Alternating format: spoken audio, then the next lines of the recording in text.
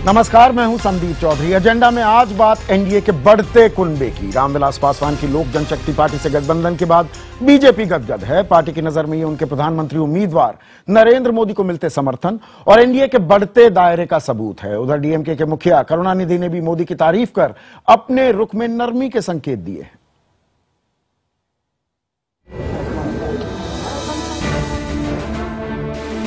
जमाने से जारी दुश्मनी खत्म हो जाए तो मुंह मीठा करना बनता ही है। नरेंद्र मोदी को कटघरे में खड़ा करके एनडीए छोड़ने वाले रामविलास पासवान की वापसी ने बीजेपी में जोश भर दिया है।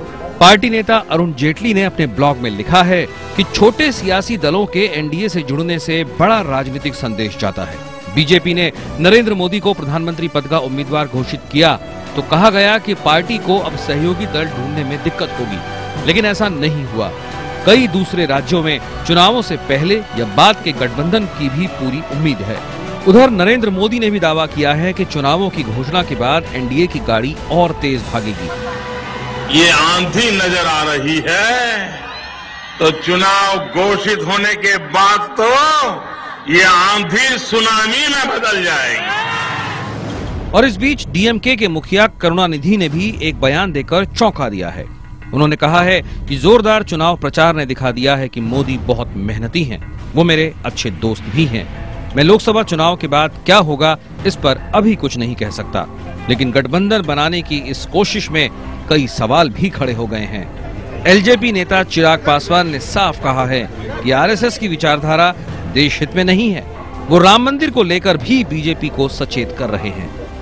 आरएसएस के बारे में क्या राय है? देखिए, आरएसएस की सोच से डेफिनेटली यस, मैं उनकी सोच से मैं सहमति नहीं रखता हूँ, बिल्कुल नहीं रखता हूँ उनकी सोच से। जो भी हो, इसमें शक नहीं कि बीजेपी के लिए 272 के जादुई आंकड़े तक पहुंच पाना सहयोगियों के बिना मुमकिन नहीं है। लिहाजा कुनबा बढ़ाने की ये कवायद सिर्फ सियासी जरूरत नहीं बल्कि मजबूरी भी है। विक्रांत यादव के साथ अरुण सिंह, दिल्ली, IBN 7। और इस मसले पर एजेंडा का एक अहम सवाल, जो सवाल हम उठा रहे हैं, क्या नए सहयोगियों के आने से एनडीए 272 का आंकड़ा छू पाएगा? ये अहम सवाल है और इस पर चर्चा के लिए कुछ खास मेहमान मेरे साथ जुड़ रहे हैं। दिल्ली से बीजेपी के वरिष्ठ नेता हैं प्रकाश जावड़ेकर, कांग्रेस के प्रवक्ता युवा चेहरा है नदीम जावेद, जेडीयू के नेता डिप्लोमेट रह चुके हैं, जाने माने लेखक भी हैं पवन कुमार वर्मा, और आरजेडी के डॉक्टर मनोज झा भी हमारे साथ जुड़ चुके हैं। लेकिन जावड़ेकर साहब, ये जो आप गदगद हैं, और गदगद होना लाजमी भी है, लेकिन क्या ये सुविधा की राजनीति नहीं है? आप क्या मौका परस्त नहीं हो रहे हैं कि ले आए आप साथ में अपने रामविलास पासवान को?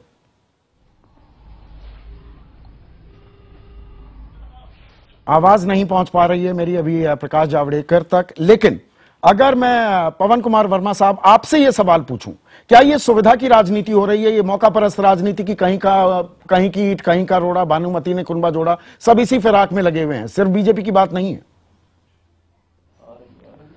नहीं, देखिए, चुनाव के पहले तो पहली चीज जो खिड़की के बाहर मैं देख रहा हूं देश में फेंकी जा रही है, वो कोई वैचारिक सोच, कोई विचारधारा से जुड़ी सोच। तो सब चीज अब अवसरवादिता हो गई है हर जगह। और मेरा ख्याल जब तक आम लोग, आम जो वोटर है, वो इसके लिए मनाही कभी नहीं करेगा बड़े कड़े ढंग से, ये चलता रहेगा। लोग देख रहे हैं, आखिरकार जो बिहार में अभी हाल में हुआ है वो सबके सामने है, जग जाहिर है। रामविलास पासवान ने एनडीए छोड़ा था जी, ये कहते हुए कि वो नरेंद्र मोदी की खिलाफत कर रहे हैं। उसके बाद वो आज एनडीए में आ गए, कह रहे नरेंद्र मोदी का समर्थन कर रहे हैं। साथ में उनके बेटे कर रहे हैं कि मैं आरएसएस के खिलाफ हूं, जैसे आरएसएस और बीजेपी को आप कभी अलग कर सकते हैं। कई बातें हैं। वैसे मैं एक चीज सिर्फ इस वक्त ये कहना चाहूंगा जी कि बीजेपी ने जैसा सोचा था कि एक व्यक्ति के सामर्थ्य से बीजेपी अपने आप में बहुमत प्राप्त कर लेगी या बहुमत के बहुत करीब आ जाएगी, इस तरह के गठबंधनों को देखते हुए मुझे तो ये लगता है कि पार्टी में कुछ घबराहट है। नहीं, पर पलटकर पवन जी पलटकर मैं ये कहूं, कहीं ना कहीं ये नरेंद्र मोदी की बढ़ती स्वीकार्यता, जो एक वो पॉलिटिकल अनटचेबल हो गए थे, वो कहीं वो टूट तो नहीं रहा है। नहीं, आप देखिए ना, आप बड़ी पार्टियां देखिए। अब डीएमके बोले कि मैं मोदी के साथ, मोदी अच्छा आदमी है जी। अब डीएमके को तमिलनाडु में कितनी सीट्स आ रही आप देखिए कि पासवान साहब को पिछले बार 2009 में 0 सीट्स हैं। तो कुछ लोग जो कि पॉलिटिकल विल्डरनेस में हैं, ये सिर्फ हो जाए अगर मकसद चुनावों का कि एक सूची बनती जाए, देखिए साहब फला फला फला फला पार्टी लग गई है साथ, पर हकीकत ये है कि शिवसेना और अकाली दल के अलावा इस वक्त एनडीए में की थैली में कोई ठोस या तो नई पार्टी नहीं आई है, ना कोई जुड़ने नहीं, रामविलास पासवान तो आ गए, रामदास अठावले भी आए हैं, कुशवाहा साहब भी आए हैं। नदीम जावेद, क्या आपको लगता है कि ये दायरा बढ़ रहा है एनडीए का? क्या ये आपके लिए चिंता का सबब है? नहीं, बिल्कुल कांग्रेस के लिए कहीं दूर दूर तक चिंता का सबब नहीं है। उसके 2-3 रीजन है। एक तो मैं आपसे ये निवेदन करूं कि 1998 में जब अटल जी की सरकार बनी थी तो उस वक्त लगभग 24 दल अटल जी के साथ थे। थोड़ा उनका व्यक्तित्व भी कहीं ना कहीं ज्यादा प्रगतिशील था जो नरेंद्र मोदी जी का व्यक्तित्व है उसके मुकाबले में। अभी जो एनडीए है उसमें केवल 2 दल है, जैसे हमारे पहले जो प्रवक्ता थे वो कह रहे थे। और उस दल में इस एनडीए में, ये एनडीए नहीं है, एनसीए हम लोग कहते हैं, नेशनल कम्युनल अलायंस है, जिसमें शिवसेना है और जिसमें पंजाब की अकाली दल है। उसमें अब 2-4 लोग और जुड़ना शुरू हुए हैं, लेकिन जो दल है उनकी पॉलिटिकल वजूद क्या है, उनके पास मेंबर ऑफ पार्लियामेंट कितने चुन के आएंगे, ये तो पलटकर आपसे भी पूछा जा सकता है ना। कोशिश ये है, आपके पास कितने लोग हैं के लिए, चूंकि हमारे पास इतने लोग हैं कि हम 2004 में सरकार हमने बनाई, हमारे पास इतने लोग हैं कि 2009 में सरकार हमने बनाई। आज कितने हैं? और हमारे पास आज भी इतने लोग हैं और इस तरह के हालात है, हमें लगता है कि 2014 में भी हम सरकार बनाएंगे। 2014 में हम मैं मूल जो बात है उस पर आता हूं जी। मूल बात यह है कि इस देश में कोalition एरा है और पिछले लंबे अरसे से कोalition की राजनीति इस देश के अंदर चल रही है। भारतीय जनता पार्टी ने शुरू में यह प्रयास किया और यह संदेश देने का काम किया कि नरेंद्र मोदी जी के नेतृत्व में भारतीय जनता पार्टी 272+ उनका जो भारतीय जनता पार्टी का कार्यालय उसके आगे लिखा हुआ है। लेकिन सच्ची बात यह है कि यही दूर दूर तक संभव नहीं है और भारतीय जनता पार्टी अब यह संदेश देना चाहती है छोटे छोटे दलों को इकट्ठा करके, जिनके अपने निजी इंटरेस्ट हो सकते हैं, कि हम इनको साथ ले लेंगे तो शायद ये संदेश जाएगा कि हमने भी एक बड़ा कोalition खड़ा करने का काम किया है। रहा सवाल कांग्रेस पार्टी का, कांग्रेस पार्टी में कई सारे दल थे, कुछ लोगों का इंटरेस्ट रहा होगा, वो दूर भी हुए हैं, कुछ नए लोग हमारे साथ जुड़ने की बात चल रही है जिसमें आरजेडी वगैरह का नाम आ रहा है। हम अपेक्षा करते हैं। अच्छा किया आपने नदीम भाई, अच्छा किया आपने आरजेडी का आपने जिक्र कर दिया। तो वैचारिक मतभेद और विचारधारा की समानता और भ्रष्टाचार पर लेकर आपके विचार, उस पर भी मैं आऊंगा, लेकिन प्रकाश जावड़ेकर फिर से हमारे साथ जुड़ गए हैं। प्रकाश जी, ये बताइए कि रामविलास पासवान जो आपको पानी पी पी कर कोस रहे थे 12 साल से, आप उनके साथ गठबंधन करते हैं, गदगद हो जाते हैं, ये सुविधा की राजनीति नहीं, ये अवसरवादिता नहीं तो क्या है?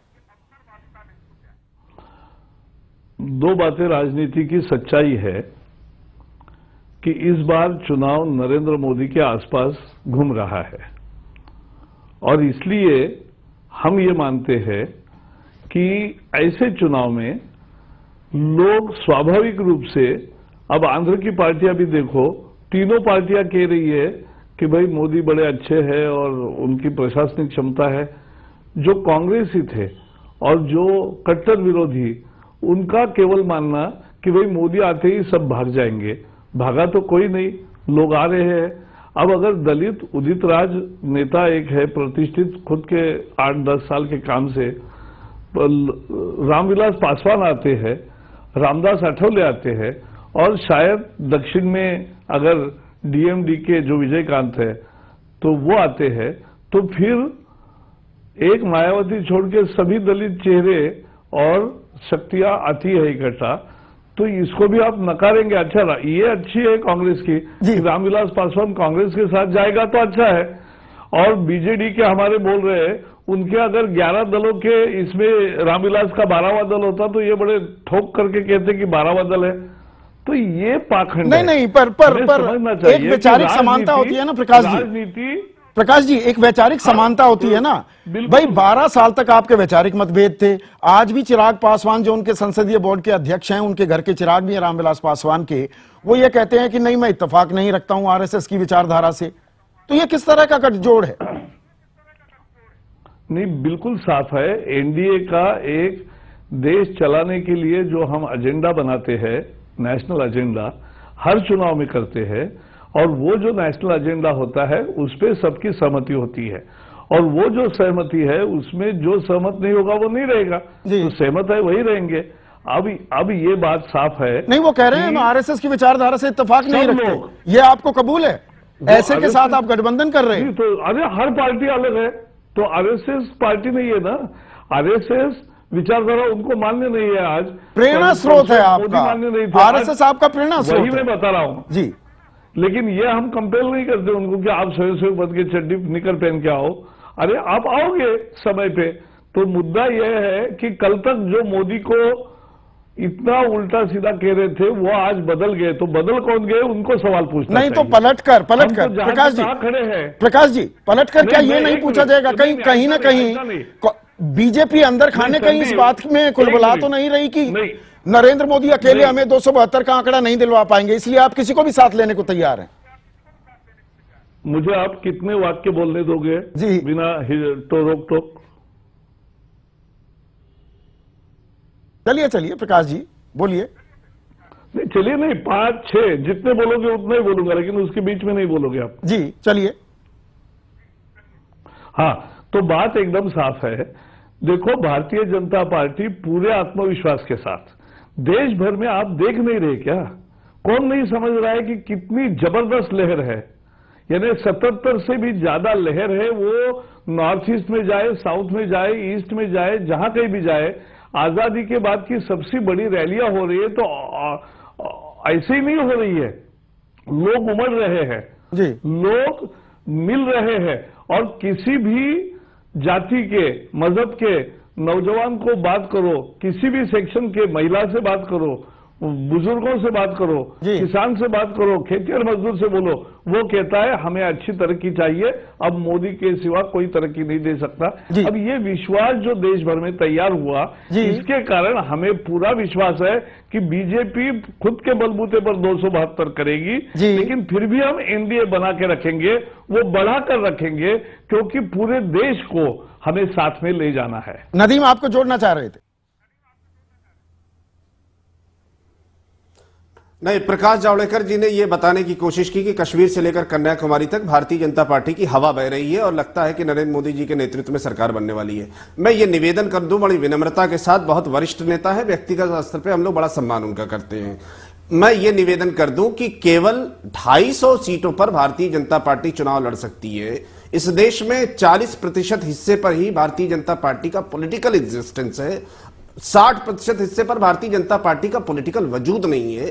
तो सवाल इस बात का है कि अगर आप 250 सीटों पर गंभीरता से चुनाव लड़ते हैं, तो अगर जीतने का आंकड़ा भी 50% मान लिया जाए अधिक से अधिक, तो क्या होगा? नहीं, आप अपने वजूद के बारे में तो बात कीजिए ना देश में। नदीम भाई आज कांग्रेस का क्या वजूद है? आज कांग्रेस का क्या वजूद है? आप जो वैचारिक समानता की बात कर रहे थे, आप आरजेडी के साथ लालू प्रसाद यादव जो घोटाले में जेल तक जा चुके हैं, जो अब सांसद भी नहीं हैं, जो दागी सांसदों को लेकर विधेयक पर बवाल कटा, उसे नॉनसेंस बताकर राहुल गांधी ने फाड़ फेंकने की बात की थी, उसी लालू प्रसाद यादव के साथ आज आप टाई अप करने की बात कर रहे हैं। आपका वजूद क्या है?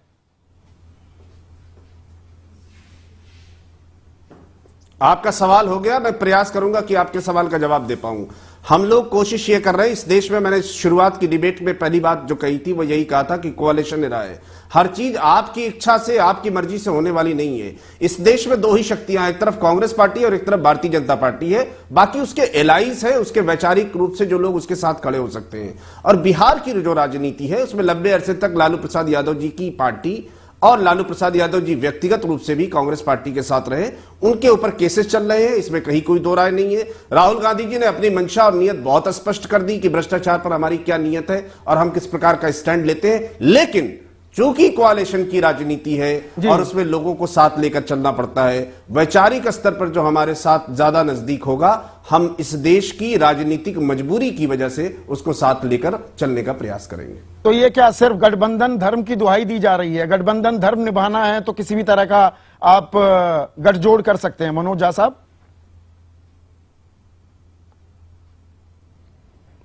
संदीप जी, एक टिप्पणी सबसे पहले कहने दीजिए इससे पहले कि आप सवाल करें आप लालू जी के कन्विक्शन को, बावजूद इसके कि आज आपका ये मुद्दा नहीं था, आप उसको केंद्र बिंदु में ला रहे थे और मैं आपकी कोशिश की दिशा समझ रहा हूं। मैं आपको बताऊं कि कन्विक्शन एक लीडर का हुआ है एक लोअर कोर्ट से, और उसके आगे भी मंजिलें हैं, highest court of the land है। पूरी पार्टी 90 लाख वोटर्स की थी लास्ट इलेक्शन में, 19.5 से 20% वोट था, और जो आज के दिन में खतरे की घंटी है जदयू और भाजपा के लिए। तो पूरी पार्टी को कन्विक्ट कह करके खारिज मत करिए, ये दल के लिए उचित नहीं है, बिहार के अवाम के लिए उचित नहीं है। पहली चीज, नहीं, आप जिस तरह से इसको प्रस्तुत कर रहे थे, इतनी समझ मुझे भी है और पत्रकारिता के नुआंसेस से वाकिफ हूं। खैर, पहली चीज ये। दूसरी चीज मैं आपके माध्यम से कहना चाहता हूं, आप बहुत ही बढ़िया से बात कर रहे थे हमारे बाकी पैनलिस्ट से। अगर किसी नेता और दल को भव्यता का भ्रम हो जाए, जिसको हम अंग्रेजी में डिल्यूजन ऑफ ग्रैंडियर कहते हैं, ये एक मनोवैज्ञानिक बीमारी है, जिस बीमारी से भाजपा और खास करके उसके जो प्रधानमंत्री बनने को आतुर व्यक्ति हैं, वो उससे ग्रसित हैं। उसका इलाज क्लिनिकल होता है और हिंदुस्तान की आवाम उसका इलाज करके रख देगी। ये दूसरी बात है। तीसरी चीज, गठबंधन के संदर्भ में मैं आपसे कहूं, रामविलास जी का कल का निर्णय हमें आज भी कष्टप्रद लगा, दुख हुआ हमें, क्योंकि रामविलास जी 2002 के दंगे के बाद एक जबरदस्त हस्ताक्षर के रूप में आए थे। आज भी 56 केसेस चल रहे हैं गुजरात में अलग अलग कोर्ट्स में जी। और वो सारे हैं इस बात के द्योतक कि नरेंद्र मोदी जी की जवाबदेही तय होनी है। तो मनोज जी पर क्या आप ये मान रहे हैं, आपने कहा कि आप दुखी हैं, आहत हैं कि रामविलास पासवान बीजेपी के खेमे में चले गए, तो जो आरजेडी कांग्रेस का तथाकथित गठबंधन जो शक्ल ले रहा है, उसको नुकसान होगा क्या? मेरा सवाल सीधा है। मैं आपके सवाल पे आऊंगा, मुझको खत्म करने दीजिए। मैं आज भी कहता हूं आपके टेलीविजन के माध्यम से कि रामविलास जी इस गठबंधन से असहज हैं। ये उनका नैसर्गिक गठबंधन नहीं है, क्योंकि सामाजिक गठबंधन, राजनीतिक गठबंधन को फॉलो करना चाहिए। अकलियत और पिछड़े के लोग, पिछड़े समूह के लोग, वंचित समूह के लोग इसमें नहीं जाएंगे। और अब आपके कांग्रेस वाले सवाल पे मैं कहूं, आगामी चुनाव, मान लीजिए पवन वर्मा जी कह रहे थे कि आरएसएस और बीजेपी में फर्क नहीं है, 17 साल इस फर्क को नजरअंदाज करके नीतीश जी साथ में रहे। मेरा मानना है कि आगामी चुनाव पहला चुनाव है गांधी की हत्या के बाद इस मुल्क में, जहां प्रजातंत्र अपने को चुनेगा। हम 4 सीटें ज्यादा जीतें, 4 सीटें कम जीतें, लेकिन इस मुल्क को बचाना एक चुनौती है। आप में से कई लोग ये नहीं समझ पा रहे हैं, और मैं समझ रहा हूं भाजपा के लोग भी नहीं समझ पा रहे हैं, क्योंकि वो चुनौती भाजपा पर भी भारी पड़ेगी। बिल्कुल। पवन वर्मा साहब, मुझे एक चीज समझाइए। देखिए, मैं नदीम जावेद साहब से बात कर रहा था, कांग्रेस वाले अपनी ताल ठोक रहे हैं, लेकिन नए सहयोगी नहीं मिल रहे हैं। लेकिन जो पॉलिटिकल अनटचेबिलिटी का एक एंगल था नरेंद्र मोदी को लेकर, क्या वो बिखरता दिख रहा है? क्या यहां पर आपको एनडीए, खास बीजेपी, नए घटकों की तलाश में एक लीड बनाती दिख रही है? देखिए, मैं आपको साफ बात कहूं, जो प्रकाश जावड़ेकर साहब कह रहे थे, वो मैं मनोज जी के बात से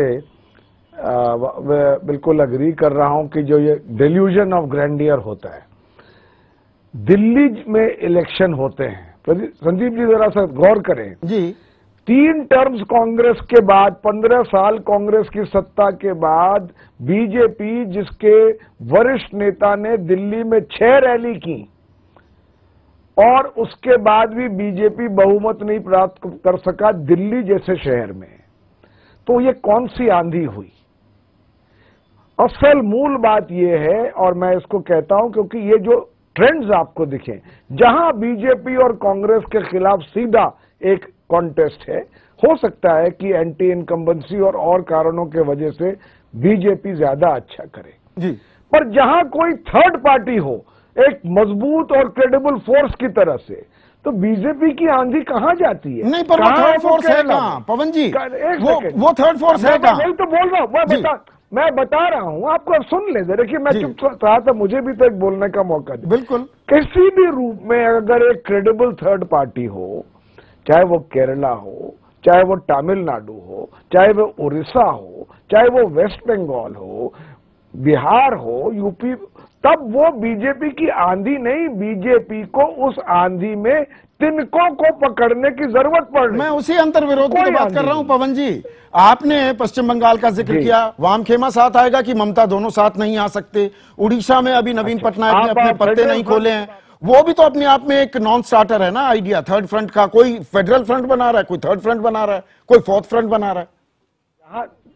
जहां तक फेडरल फ्रंट या थर्ड फ्रंट या जो भी उसका नाम दे, सीधी सीधी बात यह है कि अगर कांग्रेस बहुमत के करीब नहीं है, कोसों पास नहीं है, बीजेपी भी बहुमत के करीब नहीं है, ना उसके पास एलाइज हैं, तो क्या हम लोकतंत्र की दुकान बंद कर दें? जी, आज इस देश में बहुत से ऐसे प्रदेश हैं जहां सार्थक नेतृत्व है, गवर्नेंस है, लीडरशिप है और एक तीसरे वैकल्पिक सोच की हमारे पास सबूत है जी। अगर ये लोग साथ होकर कहते हैं कि भैया भगवान ने कांग्रेस और बीजेपी को ही हक नहीं दिया हमेशा केंद्र में रहे सत्ता के, और भी ताकतें हैं जो अपने इतिहास से कुछ सीख चुकी हैं और एक ऑल्टरनेटिव आइडियोलॉजिकल फ्रेमवर्क देना चाहती हैं जी, तो इसमें बुराई किस बात की है? चलिए, मैं नहीं कहता आसान होगा। मैं समझ गया आपकी बात। सर प्रकाश जावड़ेकर जी, 30 सेकंड है मेरे पास, एक आखिरी आपका कमेंट।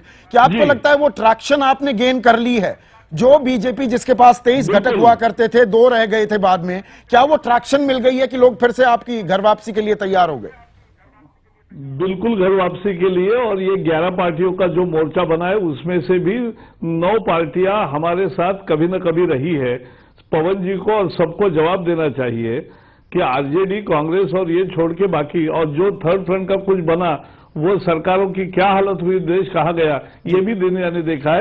लोग अब निर्णायक लीडरशिप और निर्णायक बहुमत देकर हमें जिता रहे हैं। ये समझना नहीं चाहते, उनको भला हो, उनको 15 मई को समझेगा। बहुत बहुत शुक्रिया प्रकाश जावड़ेकर साहब, नदीम जावेद, मनोज जाजी। आपको मैं थोड़ा कम वक्त दे पाया पर अगली बार भरपाई करूंगा। पवन कुमार वर्मा साहब, आपका भी बहुत बहुत शुक्रिया। और IBNखबर.com पर हमने सवाल पूछा था, क्या एनडीए को मिलते नए सहयोगी मौका परस्त हैं? और इस सवाल के जवाब में हमारे 81% दर्शकों का कहना है हाँ, जबकि 19% कहते हैं कि ऐसा नहीं। आप भी शामिल हो सकते हैं एजेंडा की इस बहस में, दे सकते हैं अपनी राय। लॉगिन कीजिए IBNखबर.com पर। आज एजेंडा में बस इतना ही। नमस्कार।